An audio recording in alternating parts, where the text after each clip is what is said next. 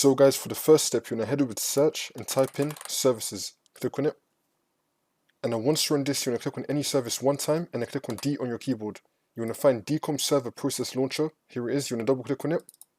And now once you're on this, you're going to set the startup type to automatic and then click on start, which will then make the server status running. If it's not like this, how it is on my screen right now, it's going to let you change it. So automatic and then click on start, which will then make the server status running. And then click on OK. And now you're going to click on any service one time again and then click on R on your keyboard. You're going to find remote procedure call. There's going to be 2 of them. You're going to repeat the same thing for both of them.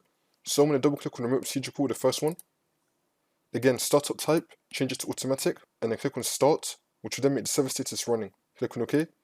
And then do the same thing for the one under it as well. Remote procedure call locator. Double click on it.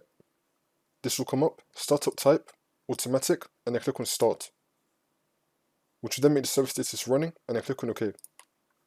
And now for the next step, you're going to head over to search and type in allow an app through Windows Firewall. Click on it. And now this will come up. You're going to click on change settings. And now once you're on this, you're going to scroll down until you find remote assistance. Make sure that you have it on for private. And then click on OK. If it's not working when it's on private, you could also turn on public, but you want to be careful with this because it could actually open you up more to different networks. So it's up to you if you want to do this or not. But I recommend just going with private and then click on OK. But once you complete this step and then the next step after this one, which is going to be the last one, and it's still not working, you want to come back here and then turn this on to public and then click on OK. And now for the last step, you want to head over to search again and type in system configuration. Click on it. And now once you're on this, make sure you have normal startup selected. Select normal startup and then click on OK. And now you just want to restart your computer and then the problem should be fixed.